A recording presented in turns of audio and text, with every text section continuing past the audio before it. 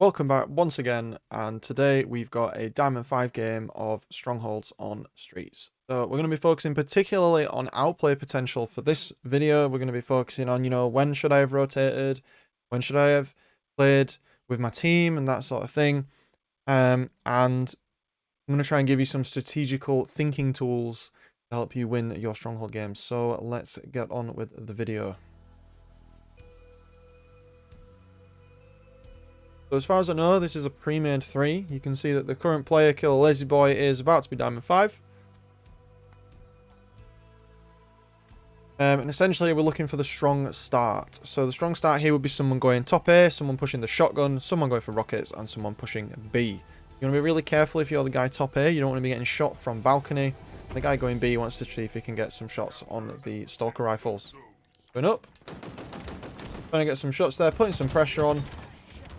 You want to go for the rockets as soon as you get the advantage. You've got numbers. That was unfortunate. That was just some missed shots there. So just a little bit of work on the BR. The frame rate is fluctuating quite a lot. I recommend potentially setting your frame rate to a constant number. Particularly if your screen has FreeSync or G-Sync or whatever they call it these days. Just cap the frames. Makes your latency more consistent. I'm not saying that's why you missed. The other team has the numbers here because you got a teammate dead. Someone's definitely going to be an arcade and they could push from B. This is a risky push for the nades. He's in red room. I feel like there we were just a bit premature on the push. And look, there they are. That's exactly where I said they were going to push from as well. So like there, it was just there was too many unknowns. We wanted to wait for numbers, and I think now we're going to end up in a scenario where maybe the other team scores for a little longer. Oh, we spawn on C. Big brain play takes C. Nice. We take C and B. They get A. That's fine. Potentially watch towards cafe here. Someone might try and roam. Map flips are fine. Yeah, they're going B. I reckon they have a player moving around. Oh no, they're all going B. Wow. Hard push from them. Playing the road there is really good. No idea I didn't shoot your teammate in the face. 2-on-1. Got numbers. Getting shot in the ass though. Guy's absolutely blind. You want to lay low here. Jump on the water cooler. Little tip. Little tip. Just watch this again. There's a little water cooler in here you can actually jump on top of, and it makes you quite hard to hit. See this little thing here? See this thing? You can jump on top of that. You can stand there and you can jump up and down, and people can't... your gun's light above the door, so you are visible, but it makes you hard to see. So I just thought I'd let you know on that one. Decent use of the shroud screen from the other team there, preventing you from having vision, giving them space to push up. You decide to push through, not knowing how many enemies there are. Just a little too ham there. Teammate does get a double assassination there. Oh, it was your teammate that dropped that shroud. I would have probably shot it a bit further than that. Anyway. Okay, so they're taking B. Let's not tell them where we are, because they potentially got that. You're telling them where you are. Even though they still don't realise where you are, even though you just shot. Unfortunate. I like the sentinel beam. Good trade. Fighting for rockets now. Teammates are a bit far away. Your other teammate needs to help on rockets. Leaving the rockets open for the team here. They're definitely going to spawn maybe like cafe / back area here. There you go. There's a nade from cafe. Pushing around. Lay low.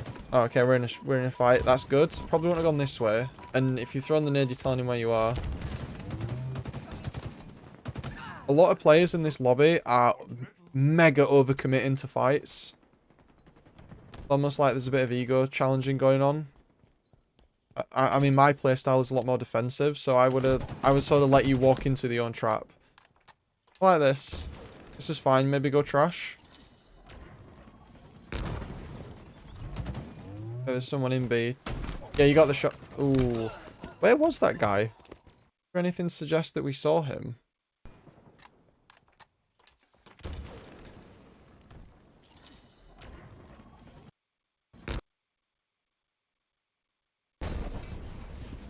That guy's ratting out. He was inside the red room. Well played by him, just ratting out the red room. Probably stood on the water cooler, the thing I said earlier. Okay, numbers is on ours. We got B. They're pushing from PD. See, this is an opportunity to get a really good flank, and you almost recognized it. You almost recognized it. You don't want to push too far forward here. You're running into their air. So One of the things here that you need to be careful of in Strongholds is if you have C and B, you don't need to push them. If they all push you and you kill them, then you triple cap and collapse on their spawn. But in this instance, you're now going into their territory and you don't need to. And you're definitely going to die for it. There you go. There's just a bit of unchecked aggression.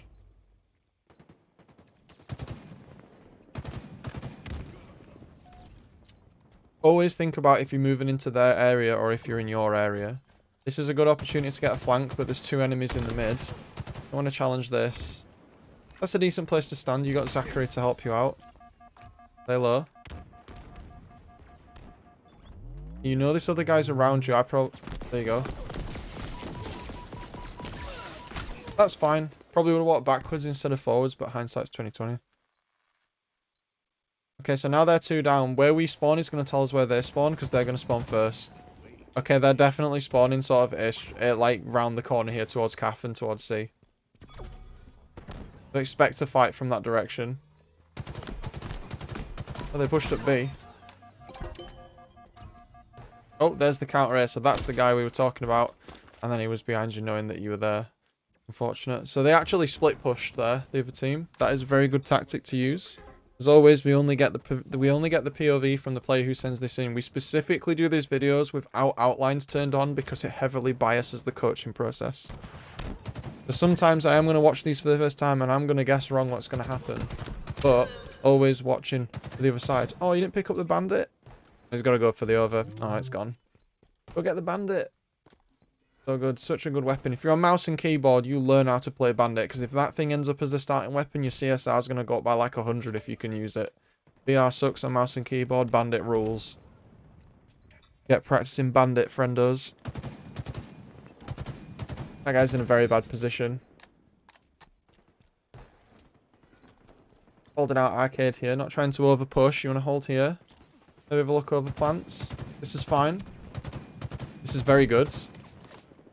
You don't need to overcommit. You didn't need to fully turn around like that. You could have just walked backwards. You didn't need to turn around like that. You could have just walked backwards. That's fine. Back up. Shroud screen's okay there. I don't think you needed to use it. Because now it's on cooldown if you do need to use it. Good use of the shield from them, but you could have just shot the bottom. Heaven's a really tricky one because if someone catches you off guard at Heaven, you're almost always going to die. I really wish you'd lock your frame rate. It's making the video so jumpy. Don't make anyone else feel sick when this happens. Want some nades? Yeah.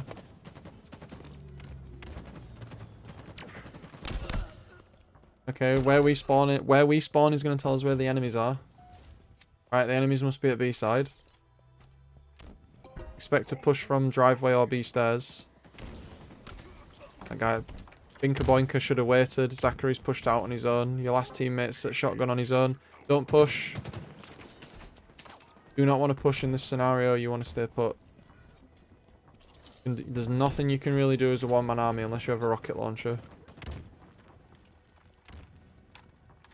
I think this is a very typical sort of game where you get really far ahead so you start playing sloppy. This is fine. Your teammates going around ties. Look where your teammates are and try and pinch at the same time. Because at the moment you're sort of running in and your teammates are nowhere to be seen. Now you're low. Okay, Zachary is on B, so you want to push up. But you were weak, so you couldn't earlier. Other teammates have taken the advantage and gone with him. That's a good push where you all push together. You want to push as a unit. Other team's probably going to spawn on purple or calf, based on where you stood. Spawn on purple. The game's over. So, just a few standout moments from this. This is going to be quite a quick video, only 9 minutes long because it was such a stomp. But if you wanted to push into higher ranks in Onyx, you really have to curb your aggression. There's a few times in this game where players from both teams were just taking fights that they either A, had no business taking because they had no shields, B, didn't need to take because the kill would have had no impact, C, would have changed where the spawns were going to be for the enemies, and D, pushing into the enemy's territory when they didn't need to. So there's a lot of things to digest, but you sort of get a feel for if a kill has impact when Kills have high impact when it prevents an enemy push, or when you secure a flank and kill someone who has a key strategical advantage like a weapon or something. If you just go around finding random kills, it does disrupt the enemy's momentum, but at the same time, it means that your team doesn't have you with them. So if they push B with 3 people and you're away, that's a 3v3. That statistically means you're less likely to win. So you just got to be careful with stuff like that. I know at matches where you stomp someone, there's always some stuff going on. So let's see if we can find some bits just to make this video a little longer. So here was one highlight that we had. This shroud screen here. If you're coming from B, you don't. If you're coming from the shroud spawn, you don't want to be firing this here. They were trying to defend from the other team. You want it to be like over here, blocking off the PD stairs, so they have to push with, and they have to push straight through it as well. The only clear area is tires. That was one thing that we could have done. I think here you announced your presence when all your teammates are dead, so that all your team is dead. You're basically saying to the other team, I'm over here. Come and kill me. My team will spawn here. You don't want to be doing this when you're the only person alive. You really do not want to do this, because instead of the enemy team having to figure out where you're spawning, they just now know where you're spawning because you've told them. You wanted to wait, and especially because you had C already. Because another thing that people do is, if you spawned on A, someone will spawn up and they'll immediately go on A when no one else is alive, and then that gives the enemy team time to figure out what you're doing. So sometimes doing nothing is the right play, because doing nothing means the enemies don't know what you're doing.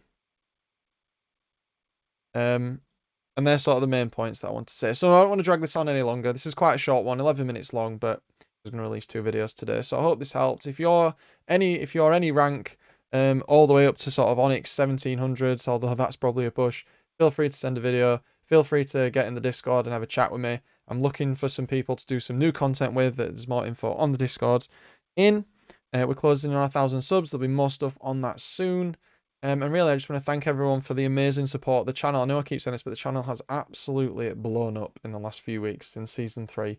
And I never thought I'd get past, you know, the 10 subs I had back in like December. It's been like 4 months and we're nearly at 1,000 already. It's absolutely nuts. So thank you once again. Thank you for your return viewership if you are a subscriber. If you're not a subscriber, please consider being one. And there's lots of things that are coming out that I'm sure you'll find helpful. And we live stream on a Tuesday. If you like the video, make sure to leave a like. But otherwise, I hope you enjoyed the video, and I'll see you in the next one, guys. So this has been Vanadam. See you later.